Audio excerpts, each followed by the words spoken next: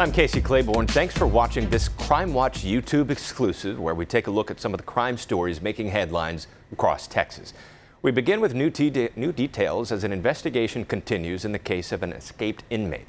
Back on May 12th, Gonzalo Lopez escaped while he was being taken to a medical appointment. The Texas Department of Criminal Justice says Lopez was able to get out of the cage in the bus and overpowered two guards near Centerville. Both officers were armed, but Lopez was able to run away.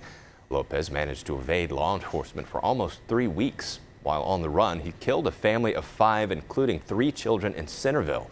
Police finally caught up with Lopez, and he was killed in a shootout south of San Antonio. A woman who saw and got video of part of Lopez's escape says the Texas Department of Criminal Justice is not calling her back.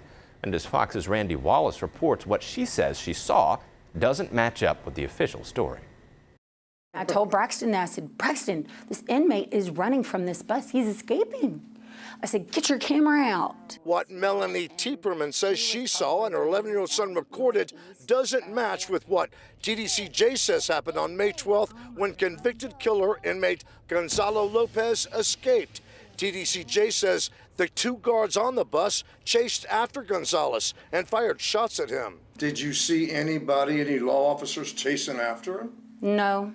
At first, the Jewett police officer was just sitting in his car. Did you hear gunshots? Were no, officers firing gunshots? There was no other officers anywhere. I was very concerned about the guards that I knew should have been on the bus not coming out, or where were they? To this day, no one from TDCJ has ever called and said, hey, Melanie, we need to talk to you. You witnessed this. No. Melanie's husband, Dr. Robert Tieperman, says a law enforcement source told him 4 days before the Collins family was murdered, evidence was found that Lopez had been in a cabin near the Collins house. And it was confirmed that the house was broke in, there's mud trails in the house, a water bucket in the shower, food missing, money missing, and a shotgun missing. The Tiepermans, who live near the Collins house, say no one in the area was notified. This could have been avoided very easily by just putting a little alert out. Hey, we feel he's still here.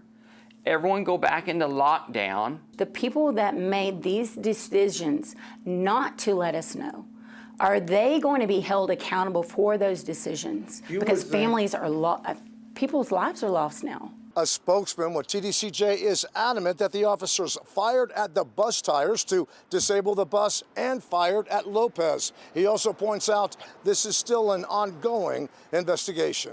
Reporting from Madisonville, Randy Wallace, Fox 26 News. Back in October, a teenage victim of abuse who escaped from the refuge in Bastrop was killed while on the run. But the teen was also charged in connection to a murder.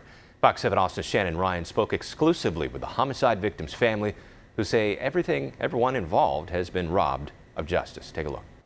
Baseball games, school picture day, these are the memories Connie and Jim Branham cling to, robbed of their son Christopher's life. And it just hits you. There are no recent pictures. There will be no more updated pictures, you know, just kind of what... It hit me hard. In June 2020, the 26-year-old father of 2 was beaten unconscious at a hotel in Round Rock, robbed, then shot to death in a cornfield near Manor. I mean, what kind of a person? 4 men are facing charges tied to the attack, 2 charged with capital murder. Shauna Rogers, a then 16-year-old girl who authorities believe may have been sex trafficked by one of the men, was charged with robbery. She videoed herself assaulting him, stomping on his head while he was unconscious. She's a person who Robbed us. Now the Branhams say they've been robbed of justice. Obviously, it's not the justice we were looking for. Shauna was killed in a car crash on October 14th, 2021.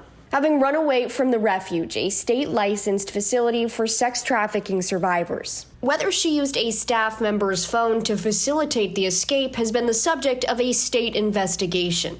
It feared that it was going to end up in a bad situation. It did. Cost her life.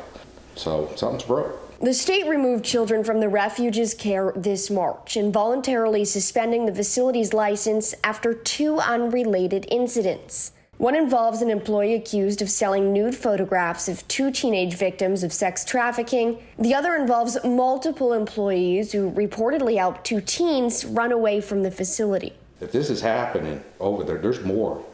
There's more that's happening over there that nobody's aware of, right? Because nobody seems to know anything, right? The Branhams realized just how in the dark they were on September 6th when Connie found Shauna's runaway poster online.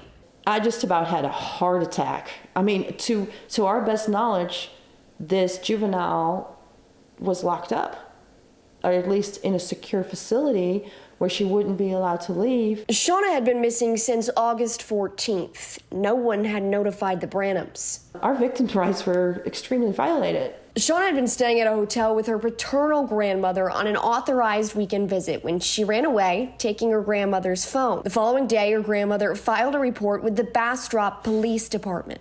And I asked the question, did you guys know that she is a convicted violent felon? They had no idea. She was described to them as a resident of the refuge. It's just unbelievable to us that a convicted violent felon can go to a place like that and then escape, and it doesn't seem like anybody can. It makes you wonder, right, how many others are out there that have not been found and that they're not even looking for. Documents from court-appointed child welfare monitors indicate the case has been bungled, with agencies seemingly unsure who should investigate. Monitors write the state's response to allegations Shauna used a staff member's phone, quote, reveal a troubling failure to acknowledge very serious safety concerns and gaps in investigations. All these different agencies that I had to talk to, and just to kind of paint a picture for you, every time I picked up the phone and talked to a different agency, I had to describe what happened to my son into detail, what this Rogers person did. Talking about re-victimization, I don't want to try to even think about what happened to him that night and that level of violence and how vile and just absolutely horrific that must have been for him. Law enforcement believes Shauna met up with her mother and maternal grandmother after she ran from her authorized visit, as well as another teen who had escaped from the refuge. She was meeting up with the 3 of them standing outside their car when it was rear-ended. She died a horrible death. I mean, a horrible death.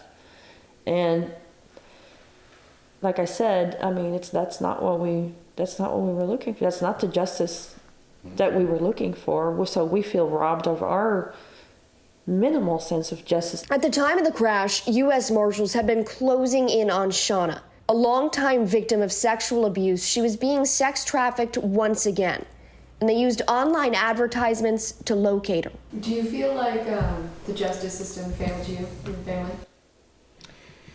Yes. Shannon Ryan, Fox 7 Austin News. Stephen Phoenix, Public Relations Director for the refuge, says a staff member's phone was not used to facilitate Shauna's escape.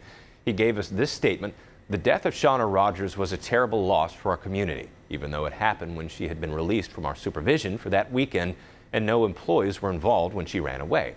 Her story is a grim reminder of the challenges that traumatized survivors of child sexual trafficking face on their road to restoration as we guide them away from the influences that originally trapped them.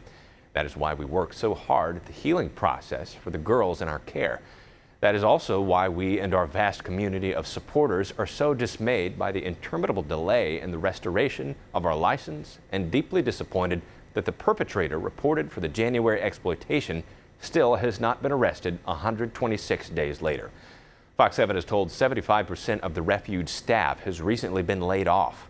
Attempts to contact Rogers' family were not successful. Here in Austin, police are investigating a deadly shooting at a North Austin hotel where a police officer shot and killed a man. It happened inside of one of the extended stay hotel rooms at the In-Town Suites on North Lamar near Runberg Lane. Just after midnight on June 14th, the SWAT team carried out a narcotics search warrant. The SWAT team was made up of officers from the Georgetown, Leander, Pflugerville, and Cedar Park departments. A Leander officer with that SWAT team shot and killed a 34-year-old man. That officer is on administrative leave, which is the protocol.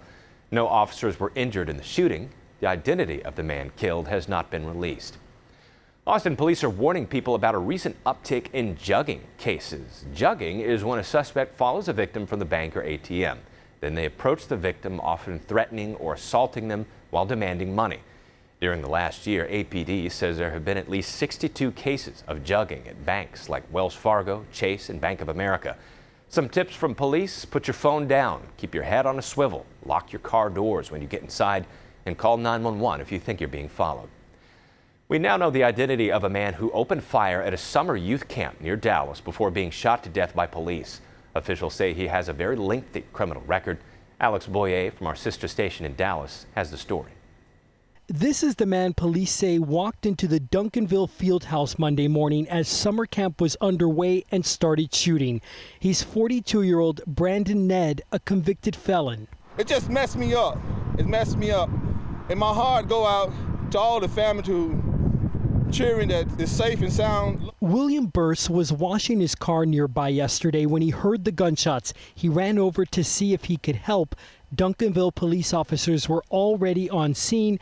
He encountered two scared camp counselors. My heart was beating so fast, and the two young ladies, as they were standing, they thought I was had something in my hand, but unfortunately I didn't. I was trying to come to help and stuff. Ned, who investigators say was armed with a handgun, was shot and killed inside the gymnasium during an exchange of gunfire with responding Duncanville police officers. No one else was hurt. The staff handled him very well, got him all safe on the bus and everything. Ned is no stranger to law enforcement. This is his mugshot from a 2011 conviction for intoxication manslaughter. He was also convicted for cocaine possession. A motive for the shooting remains unclear, along with the question of how Ned obtained a handgun. According to Duncanville police, approximately 150 kids and staff were inside the field house at the time of the deadly encounter. Donna Pearson's brother runs the camp. Fox 4 highlighted his work as a coach back in 2016. Got here, briefly spoke with him. He said that the kids were okay. They went into active protective mode. She says Coach Pearson, as the kids call him, was relieved no one was hurt. The campers and counselors hid inside locked classrooms, which prevented Ned from getting inside. Detectives say Ned tried to access a classroom but couldn't. He shot through the door, but no one was hit by the bullet. Parents praising Coach Pearson's actions. His sister says he's a born leader who stayed calm under pressure. Staff and kids were fine. They were securing the premises. That was Fox's Alex Boyer reporting. The Texas Rangers are leading the investigation. The field house is still closed, but a recreation center nearby is holding counseling for the children and families involved. A woman who disappeared when she was a baby 40 years ago has been found alive. Baby Holly's parents, Tina and Dean Klaus, were murdered in Houston in 1981. Their baby hadn't been found until now. The Texas Attorney General's office made the announcement recently while asking the public to come forward with information about who killed Holly's parents. Fox 7 Austin's Angela Shin has the details. This is Holly Klaus, now 42, found alive and well, holding a photo of her as a baby and her parents, Tina Lynn Klaus and Dean Klaus. The Klauses are from Florida, and in October of 1980, they were living in Lewisville, Texas. That's when their families last heard from them. Tina Lynn Klaus and Harold Dean Klaus were likely murdered between December 1980 or early January 1981. Their bodies were found off of Wallaceville Road in Harris County, Texas. But baby Holly was nowhere to be found.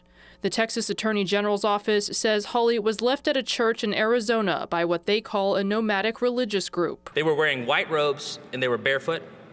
They indicated the beliefs of their religion included the separation of male and female members, practicing vegetarian habits, and not using or wearing leather goods. The group traveled around the southwestern United States and had given up a baby before.